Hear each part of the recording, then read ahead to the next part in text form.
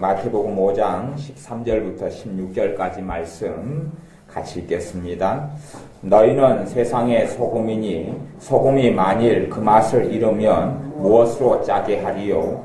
후에는 아무 쓸데없어 다만 밖에 버리워 사람에게 밟힐 뿐이니라. 너희는 세상의 빛이라. 산 위에 있는 동네가 숨기우지 못할 것이요, 사람이 등불을 켜서 말 아래 두지 아니하고 등경 위에 두나니 이러므로 집안 모든 사람에게 비추느니라. 이같이 너희 빛을 사람 앞에 비추게 하여 저희로 너희 착한 행실을 보고 하늘에 계신 너희 아버지께 영광을 돌리게 하라. 아멘.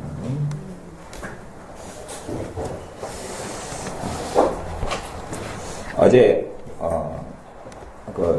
여수에서 큰 교회 목사님인 베들교회 목사님을 어제 가서 만나고 온 적이 있습니다.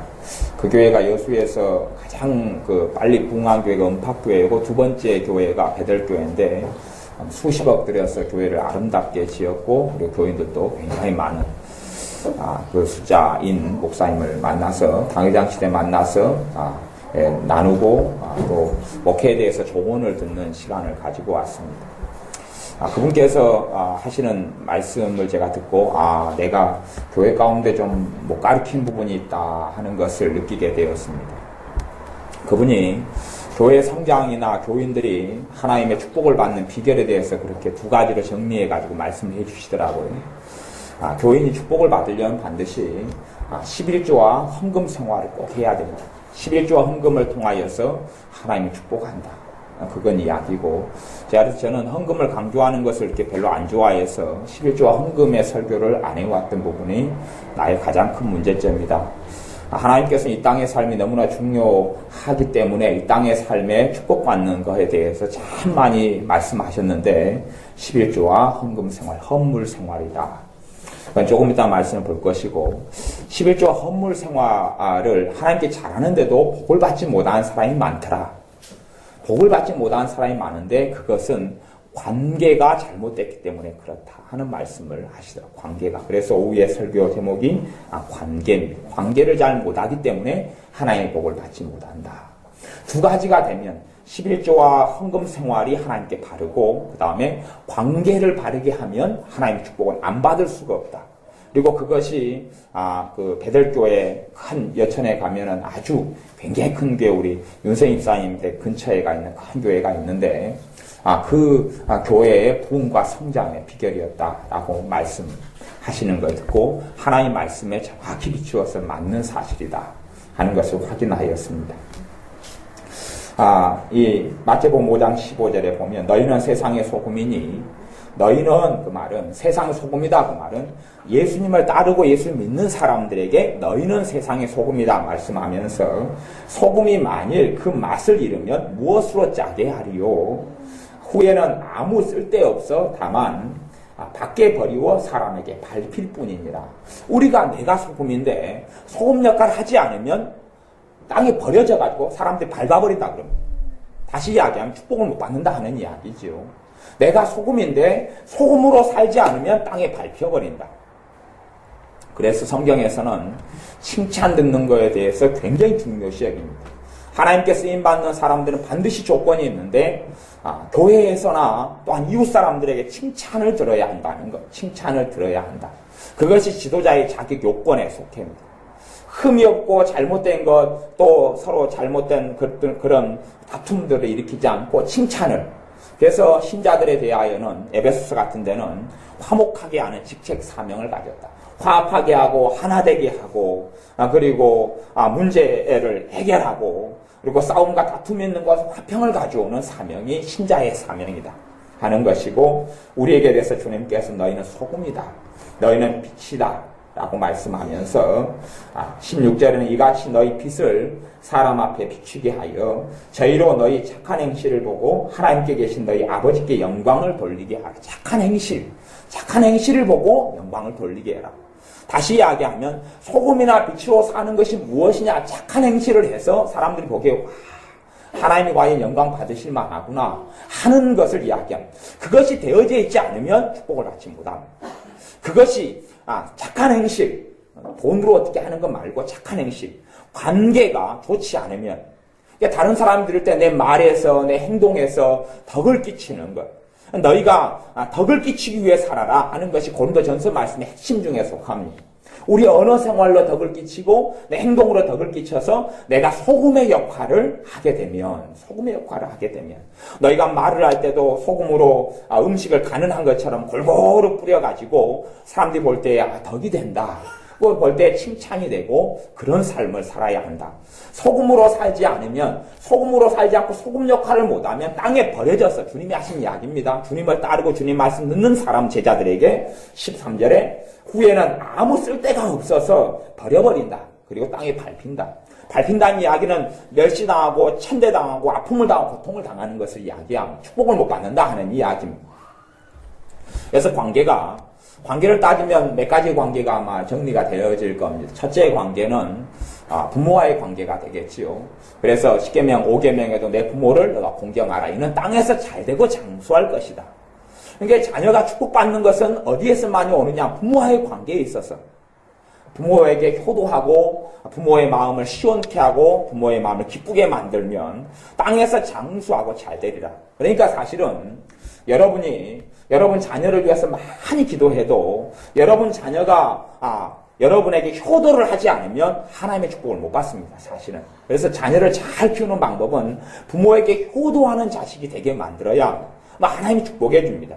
그런데 여러분이 자식을 위해 많이 기도하더라도 여러분이 항상 가시가 되고 여러분이 힘들게 하고 고통스럽게 하는 자식이라면 하나님께서는 그 자식을 축복하지 않습니다. 왜냐하면 하나님 말씀에 입각해서 그렇다는 이야기입니다. 그래서 부모와의 관계에 있어서 대신에 공경하고 또한 효도하는 것은 주님의 말씀 안에서 해라 하는 이야기입니다. 주님의 말씀 안에서 효도하는 거지 말씀을 벗어나가지고 하는 것은 하나님에 대한 반역이 되기 때문에 아무런 하나님 축복하는 관련이 없습니다. 그래서 관계 속에 축복을 받는 것은 부모와의 관계. 두 번째는 신자들, 형제들과의 관계가 되겠습니다. 교회 안에서의 관계, 교회 안에서의 관계가 얼마나 빛이 되고 소금이 되느냐, 교회 안에서의 관계가 얼마나 화목하게 되고 아름답게 되느냐 하는 문제입니다.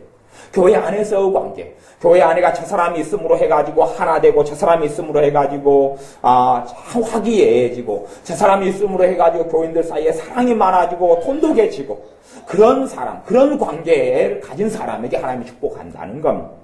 그게 교회 안에서 빛이 되고 소금이 되는 거지. 교회 안에서 빛이 되고 소금이 됩니다. 너희가 선한 일을 하되 믿는 형제에게, 믿는 형제의 가정, 신자의 가정에게 선한 일을 먼저 해라라고 말씀하는 겁니다. 내가 다른 신자들, 다른 성도들, 다른 형제들을 위해서 내가 어떻게 살고 어떻게 섬기느냐 하는 것입니다. 많은 사람들은 자기에게 주목해 주기를 원합니다. 내가 슬퍼, 내가 힘들어, 나만 알아줘, 나만 봐줘, 나는 이렇게 서러워, 나는 이렇게 상처받았어. 근데 주님께서는 너가 너 중심이 아니라 다른 형제에게 어떻게 선을 끼치고 다른 형제를 어떻게 도와주고 어떻게 섬기느냐. 이게 어떤 사람들은 일하지 않고 자꾸 받고 살기만 원하는 사람이 있습니다.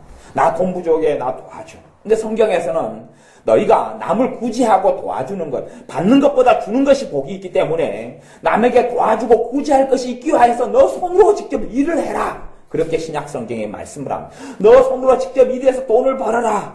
그것이 나이가 너무 들어서 돈 벌 수 없는 나이고 상황이 되는 사람 말고 젊은 사람, 돈 벌 수 있는 사람이 다른 사람의 손을 뻗치고 자꾸 도와달라 하고 하는 것이 하나님의 잘못이다. 그게 아니다. 그게 아니고 너가 일을 해가지고 돈을 벌어서 그렇게 형제를 섬기고 교회를 섬기고 또 어려운 사람을 구제해라. 너에게 하나님께서 건강과 힘을 주시는 날들 동안에는 그렇게 해라라고 신약 성경에서 기록되어 있는 것입니다.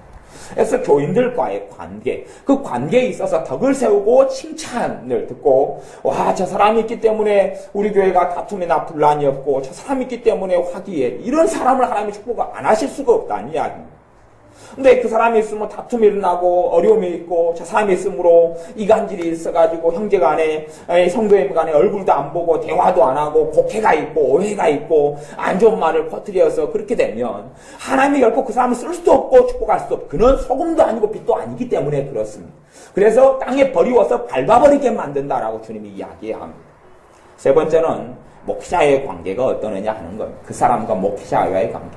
제가 목회자의 관계 같은 건 잘 이야기 안 하고 한 번도 이야기한 적이 없는 사람인데 성경에는 목회자의 관계, 자기 영혼을 인도하는 목회자의 관계는 너무 중요하다고 신약 성경에서 많이 이야기하고 있기 때문에 제가 이야기할 수밖에 없는 부분입니다.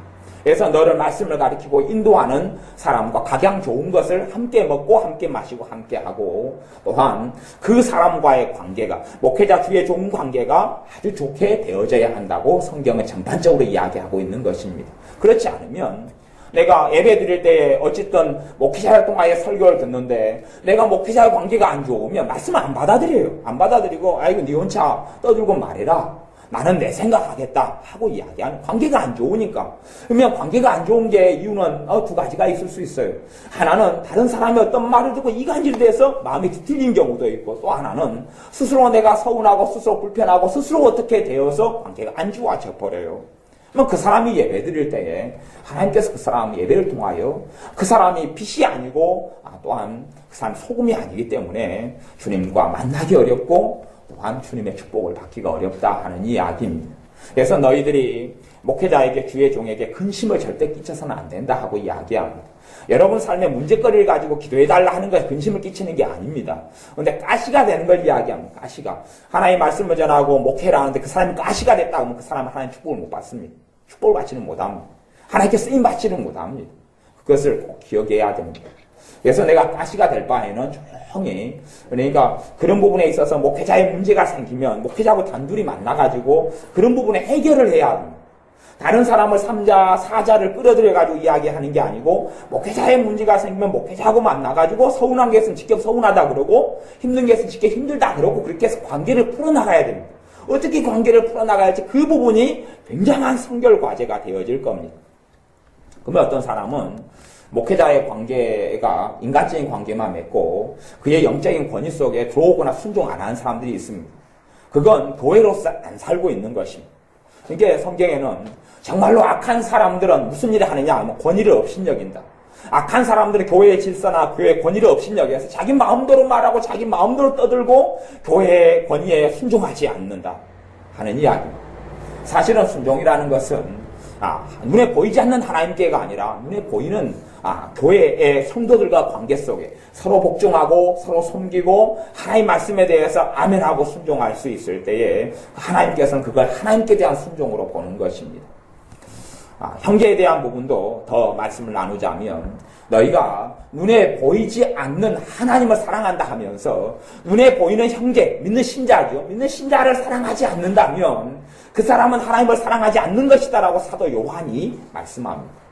눈에 보이는 형제를 사랑하는 형제는 신자를 이야기합니다. 주님을 신실하게 잘 믿는 사람을 이야기합니다. 주님의 십자가의 길을 따르는 사람을 좁은 길을 걸어가는 사람을 이야기합니다. 그냥 성경에서 이야기하는 형제라 그럴 때에 자기 마음대로 살고 이기심으로 시기심으로 질투로 이간질로 또는 험담으로 왜곡으로 거짓말로 이런 속임수로 살아가는 사람을 형제라 그러지 않고 덕을 세우고 빛이 되고 소금이 되고 주님을 기쁘게 하고 좁은 길을 걸어가고 또한 중보하고 사랑하고 헌신하고 희생하고 그렇기 때문에 진짜 주님의 사람은 하늘의 미랄이 되어져 썩어져 가는 것처럼 희생을 배우고 헌신을 배우고 순종을 배웁니다. 신자에게 주님께 요구하시는 것이 순종과 복종을 많이 요구합니다. 나라에 있는 권세자들에게도 복종하고 교회의 질이나 교회의 질서에나 복종하고 그렇기 때문에 많은 사람들은 자신의 위에 자신 마음대로 살아가려고 사실은 자기 마음에 안 들면 교회를 떠나고 움직이고 그렇게 합니다. 왜냐하면 나는 당신의 치를 안 받겠다. 내 위에는 하나님밖에 없으니까 내가 마음에 드는데 이리 가고 저리 가고 하겠다. 물론 교회로 옮기는 것에 대한 이야기가 아닙니다.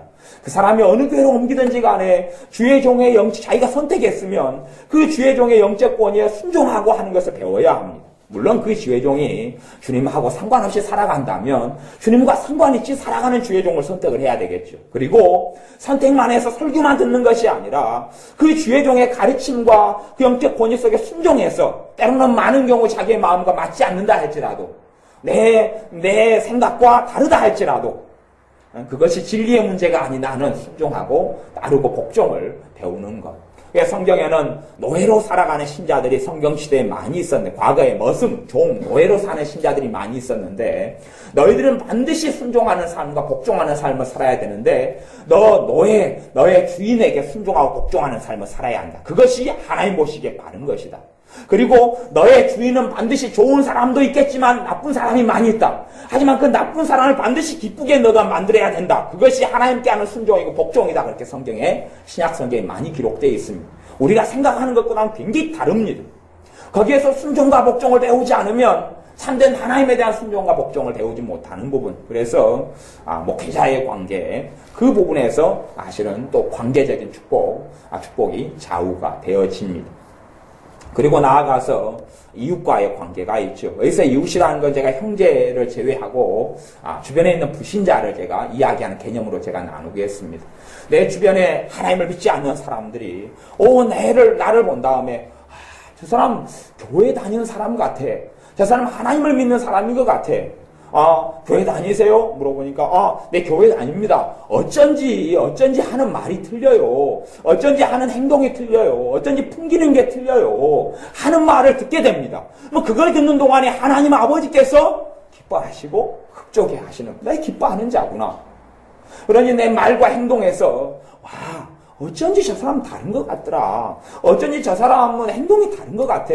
말하는 걸 들어보니까 이 사람은 보통 사람이 아니야. 이 사람 말하는 거 보니까 내가 흔하게 만나는 사람이 아니고 이 사람 정말 특별한 사람인데, 우리 내가 하나님 믿습니다. 내가 보니까 당신 말, 행동 보니까 당신 진실한 사람이군요.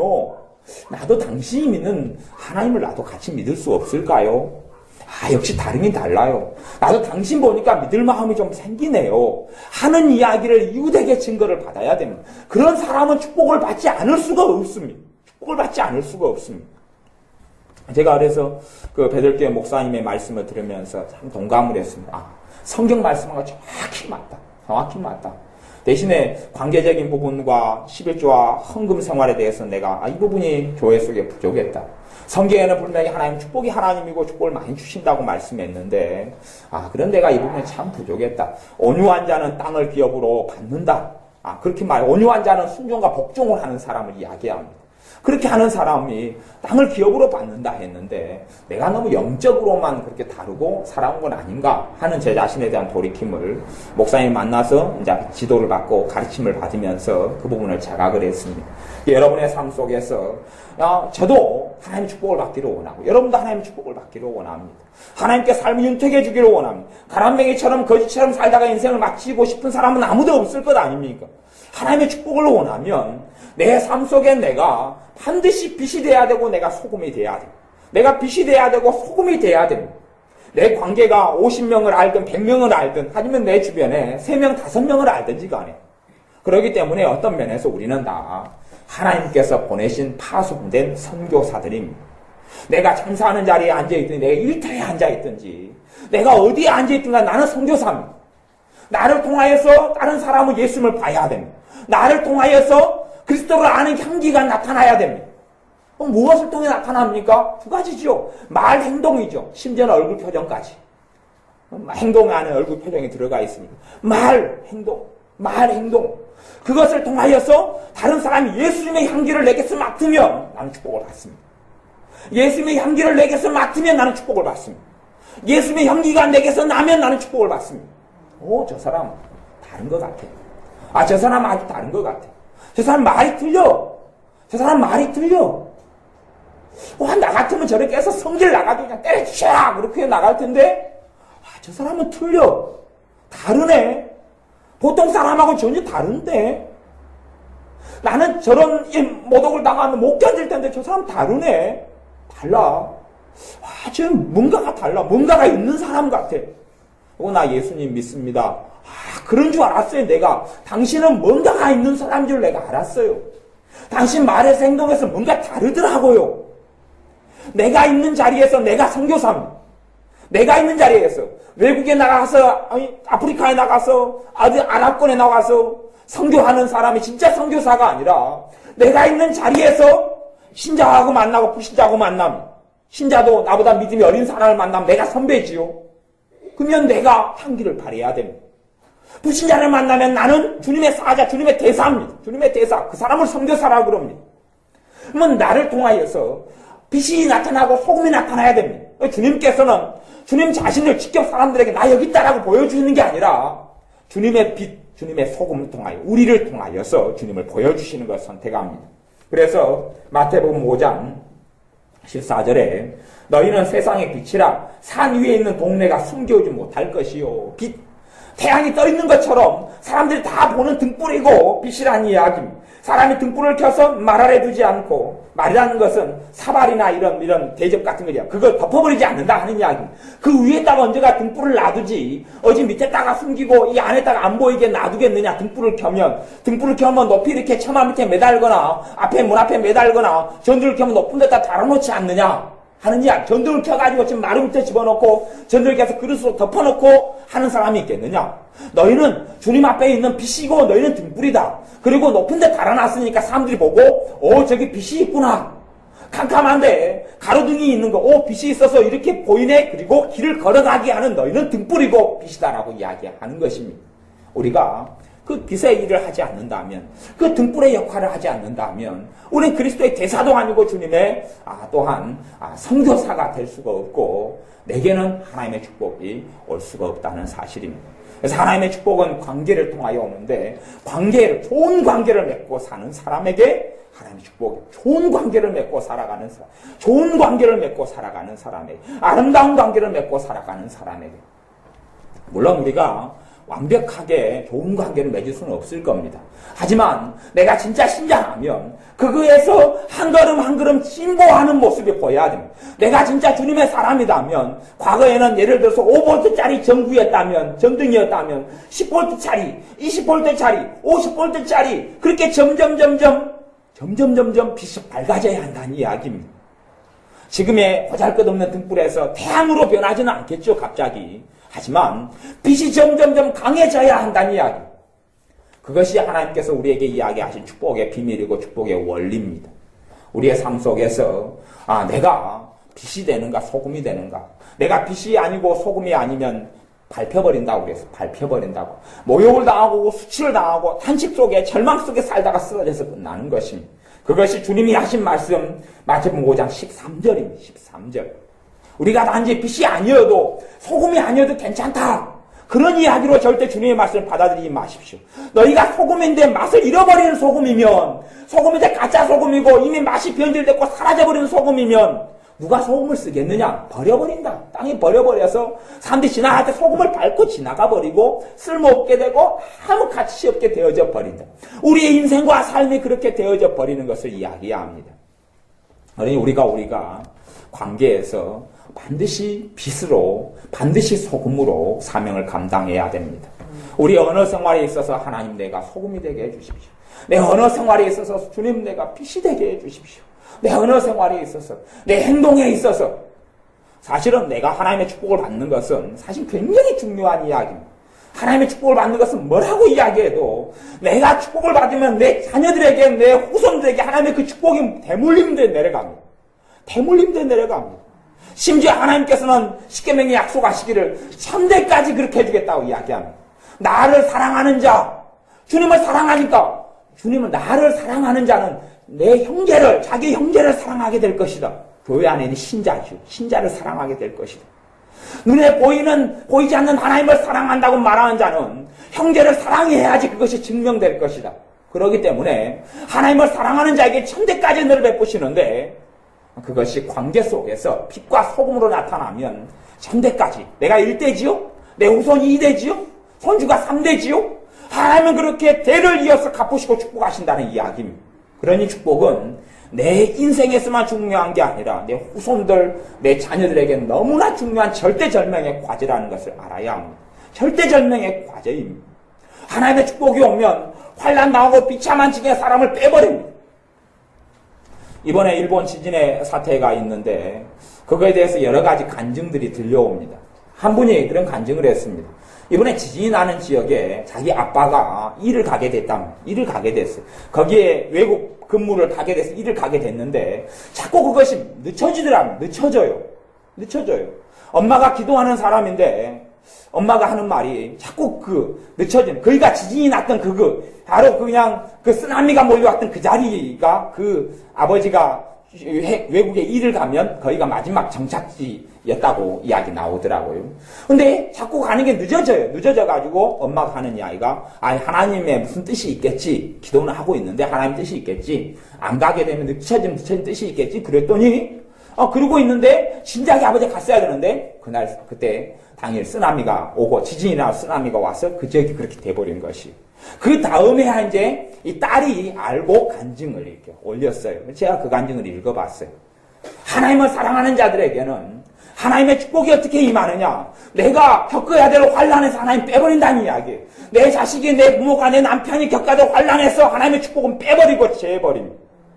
그리고 피할 길을 주시게 되시는 것입니다. 단지 물질적인 것을 넘어선 하나님의 축복입니다.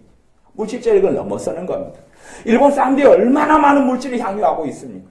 얼마나 많은 부유아들이 많습니까? 그러나 한순간에 모든 것이 무너지는 것처럼 과거 일본이 이렇게 부유하게 된 이유를 어떤 사람은 그렇게 설명합니다.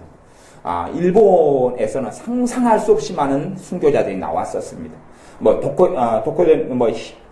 도요토미 히데요시 시대에나 이에야스 시대에나 이때에 수없이 많은 신자들을 아주 대량으로 학살한 나라가 일본입니다. 그리고 순교자의 어마어마한 사람들 순교자 피 위에 그러한 경제적인 축복을 받았다. 이렇게 어떤 사람들은 생각하고 해석합니다. 그것이 저는 일견은 타당성이 있고 맞는 부분이 있다. 이렇게 봅니다. 어마어마한 순교자의 피가 흘려진 나라가 일본인데 근데 이 나라 사람들이 하나님께 돌아오질 않는 것이지요. 하나님께 돌아오라는 참으로 슬프지만 참으로 안타깝지만 하나님의 외침과 그런 것이 이번의 사건이고 하나님께서 돌아오라는 최종적인 경고 중에 하나가 이번 사건이지 않은가 싶습니다. 또한 우리도 그런 면에서 형제의 나라, 이웃 나라 일본을 위해서는 반드시 기도하고 반드시 또 기도해야 되는 우리에게도 그런 사명이 있습니다. 일본의 이웃 나라에 있게 되기 부산하고 일본하고 사이가 몇 킬로 안 됩니다. 200킬로? 200킬로 이거밖에 안 돼요. 가까워요. 굉장히 가까워요. 아주 가깝습니다. 그렇게 가까이 둔 나라, 왜요? 그들을 위해서 중보해야 될 사명이 나라적으로는 있다고 봐야 되는 것이에요. 무수히 많은 우상들 속에서 다시금이 그게 초토화되고 무너졌으니 주님께서 그 자리에 임하시는 그러한 사람이 우리가 그런 기도의 통로가 반드시 되어져야 됩니다. 관계 속에서 빛이 되고 소금이 될 때 하나님께서 우리를 축복하십니다. 관계 속에서 나로 인하여서 참 나도 저 사람처럼 하나님 믿으려면 저렇게 믿어야 돼. 저 사람이 정말로 하나님이 축복하시는 게 내 눈에 보인다. 나도 하나님을 저 사람처럼 믿고 따라야 되겠다. 교회에 우리가 먼저 믿는 사람들은 나중에 믿는 사람을 위해서 본이 되고 덕이 되고 나아갈 길을 먼저 앞서는 빛이 되고 소금이 돼야 됩니다. 저 집사님처럼 믿어야 되겠다. 저분처럼 저렇게 신앙생활을 하는 거구나. 저렇게 주님을 사랑하는 거구나. 저렇게 덕을 끼치는 말을 하는 거구나. 저렇게 행동을 하는 거구나. 그럴 때 하나님께서는 맞아, 너가 잘하는구나. 너가 형제들에게 덕을 끼치는 걸 보니까, 다른 성도들에게 덕을 끼치는 걸 보니까 너가 형제 사랑하는 줄 알겠다. 형제 사랑하는 줄 아니까 다른 사람들의 덕을 끼치는 말을 하고 좋은 것을 이야기하고 좋은 걸 말하고 덕스러운 걸 세워서 교회를 세우고 교회를 하나 되게 하고 주님의 사랑에 똘똘 뭉치게 만드는구나. 너가 내 사람이다. 너가 내 자녀다. 라고 증명하시는 겁니다. 신자들이 많이 신앙생활하고 오래 신앙생활해도 하나님의 축복이 임하지 않는 것은 이 관계 속에서 빛이 되고 소금이 되지 않기 때문에 그렇습니다. 절대 빛이 되고 소금이 안 되면 하나님의 축복은 사실은 별로 임하지도 않고 나타나지도 않습니다. 그리고 이제 기본적인 축복에 대한 부분은 말라기 성경을 찾아보겠습니다. 말라기 성경 바로 앞에만 넘기면 구약 성경 마지막 성경인데요. 말라기 성경을 보겠습니다. 말라기 성경 3장 8절부터 10절까지를 제가 읽어보겠습니다. 말라기 3장 8절부터 12절까지를 제가 읽어보겠습니다. 사람이 어찌 하나님의 것을 도적질하겠느냐? 그러나 너희는 나의 것을 도적질하고도 말하기를 우리가 어떻게 주의 것을 도적질하였나이까 하도다. 이는 곧 11조와 헌물이라. 우리가 하나님께 11조를 드릴 수 없는 형편에 있는 사람들은 이해하고 압니다. 그건 당연히 그렇게 할 수밖에 없기 때문에 또 소득이 없는 사람도 뭐 그런 거 다 이해하고 압니다. 하지만 분명히 우리의 삶 가운데 물질의 부분 가운데 하나님의 것이 있다고 이야기합니다. 하나님 것이 있으면 하나님 것은 하나님께, 우리 주님도 동전에 대하여 가이사의 것은 가이사께, 하나님 것은 하나님께 드려라 라는 이야기를 하신 적이 있듯이 이게 말라기 선지자를 통해서 하나님 하시는 말씀은 너희가 내 것을 도둑질했다는 겁니다. 너희가 내 것을 도둑질했다. 그러니까 너희가 내 것을 도둑질했는데 내가 너희를 축복할 수 있겠느냐? 이렇게 하나님 백성에게 하시는 말씀입니다. 우리의 삶 속에 우리의 물질 가운데 하나님의 것이 있다고 이야기합니다. 사실은 제가 헌금생활에 대한 부담 가질까봐 가장 기본적인 것을 제가 안 가르쳐온 부분이 있어요. 그래서 저는 그 목사님께서 말씀하실 때 11조 헌물을 통해서 하나님 축복하신다 이야기할 때 내가 안 가르쳤구나. 이것 때문에 부담 가질까봐 인간적인 생각을 안 가르쳤구나 하는 그러한 큰 잘못을 느끼고 회개하고 있습니다. 하나님의 것이 있다. 우리는 사실은 예수를 믿은 다음에는 구약하고 신약의 차이점이 뭐냐 그러면 우리의 모든 것이 하나님의 것이 됩니다. 내 모든 것이 하나님의 것이 됩니다. 그런데 우리의 모든 것이 하나님의 것이라는 표시가 뭐냐 그러면 11조가 그 표시가 됩니다. 11조를 통해서 하나님은 그렇게 이야기합니다. 9절, 10절 보면 너희 곧 온 나라가 나의 것을 도적질하였으므로 너희가 저주를 받았느니라. 하나님의 것을 도적질하니까 저주를 받아버린다 그럽니다. 누구에게요? 하나님 백성에게 하는 이야기. 하나님의 것을 도적질하니까 저주를 받아버린다 그럽니다. 저주를 받아버리는데 기도가 응답되느냐? 아니요. 기도 응답 안 됩니다. 어쩔 수 없는 부분에 참으로 절박한 부분에는 좀 응답해주고 좀 도와주지만 전반적으로는 저주가 임하여 있습니다. 너희가 내 것을 도적질했는데 물론 과거에 그렇게 헌금과 11조 생활을 안 한 것에 대해서 이야기하는 건 아닙니다. 과거는 주님께 나아가고 맡기고 회개하고 끝내고 현재의 부분을 가지고 이야기하는 것입니다. 또한 할 수 없는 사람들의 경우를 이야기하는 것이 아닙니다. 하지만 분명히 내가 가지고 있는 부분 가운데 하나님께 드려야 될 하나님의 것은 반드시 있다. 하나님의 것이 있다. 그것이 기본적으로 11조다. 그리고 11조 외에 헌물이 있다. 라고 이야기합니다. 그래서 너희가 온 나라가 과거의 이스라엘은 하나님의 백성이었는데 전반적으로 그 습관과 관습 나라 전체가 하나님의 것을 다 도적질했습니다. 전반적으로 다 도적질을 했어요. 그러니까 저주를 받게 되었다 이야기하듯이 우리가 하나님의 것을 도적질하면 하나님의 것 도적질하면 저주를 받게 됩니다. 내 삶 속에 하나님의 은혜로 주신 것들 가운데 기본적으로는 10분의 1을 하나님께 드리는 것은 반드시 자녀된 도리입니다. 또 거기에 나아가서 헌물을 하나님께 드려야 한다. 10절에 하나님께서 선지자를 통하여 외치시는 것이 무엇이냐 하면 만군의 여호와가 이르노라. 전능하신 하나님께서 말씀하겠다. 너희의 온전한 11조를 창고에 들여서 나의 집에 양식이 있게 하고 나의 집에 하나님의 집에 때로는 하나님의 교회에 쓸 것이 있도록 하고 그렇게 해서 그것으로 나를 시험하여 내가 하늘 문을 열고 너희에게 복을 쌓을 것이 없도록 붙지 아니하나 보라. 하나님께 축복하지 않는가를 확인해 보아라. 그래서 하나님께 이러한 하나님의 것을 하나님께 드리는 것. 하나님을 시험하라는 것은 하나님을 시험하면 하나님을 가만두지 않겠다는 경고가 있습니다. 하나님을 시험하다가 얼마나 많이 죽었는가가 구약에 있고 고린도 전서에 나와 있습니다. 그래서 너희는 하나님을 시험하는 자가 되지 말라 그렇게 이야기했는데 오직 유일하게 딱 하나님을 시험하라는 구절이 이 말라기 3장 10절에가 있습니다. 무엇으로 시험하느냐? 하나님께 온전한 11조를 드려서 하나님을 시험해라 하는 겁니다. 하나님께 온전한 11조를 드려서 하나님을 시험해봐라. 하나님이 축복하지 않는가 확인해 보아라. 그래서 우리의 삶 속에 어떤 사람은 단지 11조만 하고 허물만 하면 축복이 전기 임할 걸로 생각하지만 거기에서 주님을 통하여 하나 더 덧붙이는 것이 관계다 하는 겁니다. 11조 헌물과 관계 이 두 가지가 이루어지면 하나님의 축복을 아무도 안 받을 수가 없다 하는 겁니다.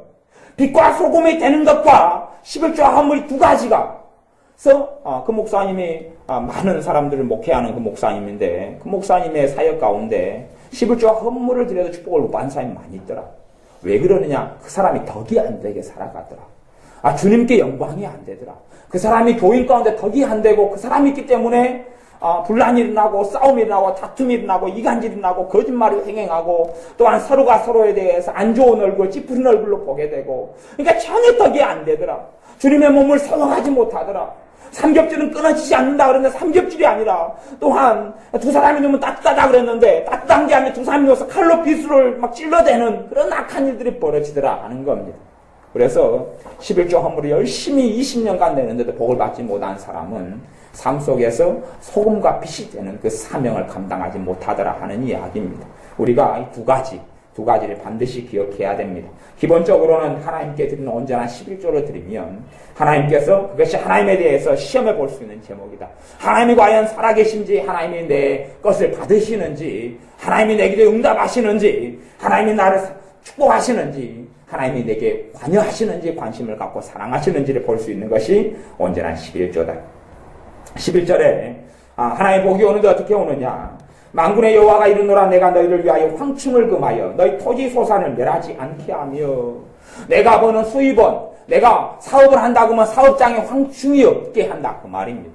어떤 데 지출이 안 되게 되고 쓸데없는 돈을 갚지 않는 외상 손님들이 없게 되고 하는 이야기가 포함되는 거죠. 농사로 이야기하면 황충은 메뚜기 같은 거, 메뚜기. 쓸데없이 그냥 병 들어가지고 죽고 메뚜기고 와서 심어놨는데 먹어버리고 하는 것을 내가 금하게 하겠다 하는 겁니다.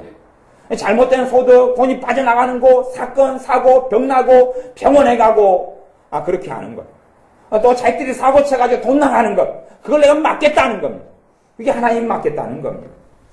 너희 토지 소산을 멸하지 않게 하며, 너희 밭에 포도나무의 과실로 기한전에 떨어지지 않게 하리니, 기한전에 떨어지지 않게 하겠다. 과일을 포도나무 주렁주렁 하는데, 다음 달에 수확을 해야 되는데 바람이 태풍이 불어가지고 이번 달에 다 떨어져 버리면 1년 농사가 다 망치게 되는데 그런 것을 하나님 막아주겠다 하는 겁니다. 막아주겠다. 너희가 노력한 것 이상으로 거두게 해주겠다 하는 겁니다. 근데 심지어 노력한 것까지도 다 잃어버리고 없어지는 그것을 하나님 막아주겠다 하는 겁니다. 거꾸로 이야기하면 그렇게 11조 헌물 생활을 하지 않을 때 내가 막아주지 않겠다 하는 하나님의 선포가 됩니다. 12절 너희 땅이 아름다워짐으로 열방이 너희를 복되다 하리라. 만군의 여호와의 말이니라. 너희가 11조 헌물 생활을 통하여서 다른 사람들이 볼 때 역시 하나님이 저 사람 사랑하시는구나. 역시 하나님이 저 사람 축복하셨구나. 하게 된다는 이야기입니다. 제가 말라기의 전체적인 내용이 이것이고 더 깊은 것들이 있는데 다음에 기회가 되면 말라기 성경을 좀 더 깊이 있게 강의하고 설교하도록 하겠습니다. 그래서 우리의 삶에 축복이 크게 두 가지로 온다. 첫째는 11조 헌물 생활, 또 하나는 빛과 소금의 삶. 11조 헌물 생활, 빛과 소금의 삶. 빛과 소금의 삶은 이웃과의 관계 속에서, 교회 신자들 형제들과의 관계 속에서, 목회자의 관계 속에서, 부모와의 관계 속에서 여기에서 빛과 소금이 되느냐, 그렇지 않느냐. 빛과 소금이 되느냐.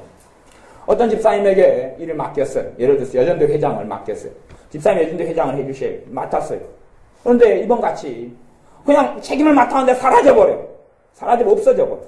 없어져 버리면 무슨 일이 벌어지겠느냐 하는 건 전혀 덕도 안 되고 이게 무슨 일이냐 하는 일이 벌어지. 빛과 소금이 전혀 아니에요. 그렇게 될 때 하나님의 축복이 과연 그 사람에게 그 가정에 임할 수 있겠느냐 하는 것입니다. 그런데 거꾸로 어떤 분이 자기에게 맡은 사명을 책임 이상으로 했어요. 그럼 제 목회자 입장에서 확실히 저 집사님 믿을 만하다. 저 집사님에게 일을 맡겨놓으면 참 하나님이 기뻐하시도록 일을 처리해야 한다. 자기가 할 걸 넘어서서 다른 사람 짐까지 지는구나. 목회자 보기에 이 집사님이 있으므로 정말 우리 교회 좋아진다. 우리 교회가 이 집사님이 있으니까 하나님이 기뻐하는 교회가 돼가는구나. 이 집사님이 계시고 이 성도님이 계시니까 참 누가 어렵고 힘들다 그러니까 이 성도님이 집사님이 그걸 위해서 잊지 않고 기도해서 그 성도님이 힘들 때 내가 집사님에게 기도하고 있어요. 내가 집사님이 하나님께 부르짖고 있어요. 하나님이 도와주실 거예요. 덕을 세우고 하나 되게 하고. 그래서 목회자 보기에 참 귀한 분이다. 귀한 하나님의 사람이다. 그렇기 때문에 실제로는 하나님의 축복이 임하기 전에 무슨 징조가 먼저 벌어지냐 하면 사람들이 그를 칭찬하게 됩니다. 그러면 하나님의 축복이 그 다음에 바로 오게 됩니다. 사람들이 칭찬하게 돼요. 역시 저 집사님이야. 역시 저 성도님이야. 물론 입으로 칭찬하지 않더라도 그런 것이 이제 뒤로 돌고 그리고 그런 것이 성도님들의 마음속에 일어납니다. 그러면 하나님께서 보시고 너 빛이구나. 너 소금이구나. 땅에 버려져서 밟히는 자가 아니라 너는 우뚝 서가지고 너는 이 꼬리가 되지 않고 머리가 되는 자구나.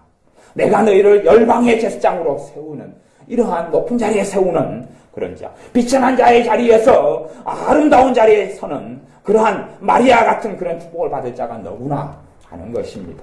우리의 삶 속에 관계에 있어서 반드시 우리가 빛이 되고 소금이 되어져야 합니다. 또한 하나님께 드려야 될 것을 우리가 기도하면서 하나님께 드려야 될 것에 있어서 하나님의 시험하라 그랬으니까 시험한다는 이야기는 그런 기본적으로는 그렇게 풍족하지도 않고 그렇게 많이 남지도 않는다는 이야기입니다. 너무 남으면 하나님께 드리고도 많이 남으니까 시험할 거리가 없죠. 그거 없어도 사니까요. 그거 없어도 삽니다. 근데 시험하라는 게 아니라 그거 없으면 내가 더 곤란해요. 그거 없으면 내가 더 힘들어요. 그 헌금이 없으면, 그 돈이 없으면 내가 더 아쉬워요. 그런데 시험하라는 게 아니라 그걸로 한번 해봐라. 너가 그러기 전과 그러기 후가 어떻게 차이가 있는지, 이것이 하나님께 선지자 말라기 선지자를 통해서 장담하시는 내용입니다. 거기에 이제 반드시 필요한 게 빛이 되고 소금이 되어가는 삶의 여정입니다. 나를 따라오너라 하는 주님의 외침에 주님을 따라가면서 소금이 되고 빛이 되어서 교회 안에서나 교회 밖에서나 가정에서나, 그래서 우리가 똑같은 일에 성기를 낼 수 있어요. 성기를 다 낼 수 있는데 누구 때문에요? 주님을 보시기에 내가 빛이 되어야 되니까, 내가 선교사니까, 내가 사명을 가진 자니까 절제하고 참는 것이에요. 주님 때문에, 사람 때문이 아니라. 사람 때문이면 그냥 성길대로 다 해버릴 텐데 하나님 때문에 내가 참고 인내하고. 왜요? 그래야지 주님의 이름에 욕을 끼치지 않으니까. 그래야지 믿는 자라면서 똑같네, 신뢰하면 똑같네, 그런 이야기를 안 들으니까. 우리가 완벽한 삶을 살 수 있다는 이야기가 아닙니다. 완벽하게 살 수 있다는 이야기가 아니에요. 우리가 허물이 하나도 없어진다는 이야기가, 잘못이 하나도 없다는 이야기가 아니라 그렇게 하나씩 저 사람이 예수를 믿는다더니 달라져 가네. 야, 예수를 믿기 전하고 믿은 후하고 확실히 좀 달라졌어. 어딘가 옛날하고 좀 틀려. 그런 이야기를 들으면 하나님께서 나를 축복하시게 됩니다. 왜요? 하나님의 영광을 받으시기 때문에 그렇습니다. 그런 빛과 소금의 삶을 여러분이 사시기를 바랍니다. 기도하겠습니다. 아버지 하나님, 이 하나님께서는 우리에게 복 주시기를 원하시며 만복의 하나님이라고 하나님 자신을 소개하신 것을 우리가 봅니다. 하지만 교회 속에서 부족한 종이 하나님의 복을 받는 이 말씀들에 대하여 정확히 잘 전하지 않았던 것을 회개합니다. 11조 헌물에 대해서 제대로 가르치지 않았던 것을 회개합니다.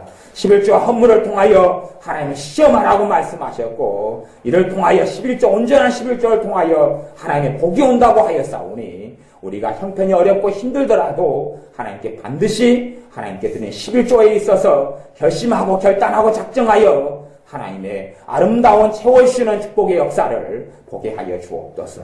또한 우리가 삶 속에 살면서 얼마나 소금으로 살아가는 것, 빛으로 살아가는 것이 얼마나 중요한 절대절명의 과제라는 것을 우리가 깨닫지 못하였습니다. 소금이 안 돼도 괜찮아, 빛이 안 돼도 괜찮아라고 착각하고 어리석게 살아왔습니다.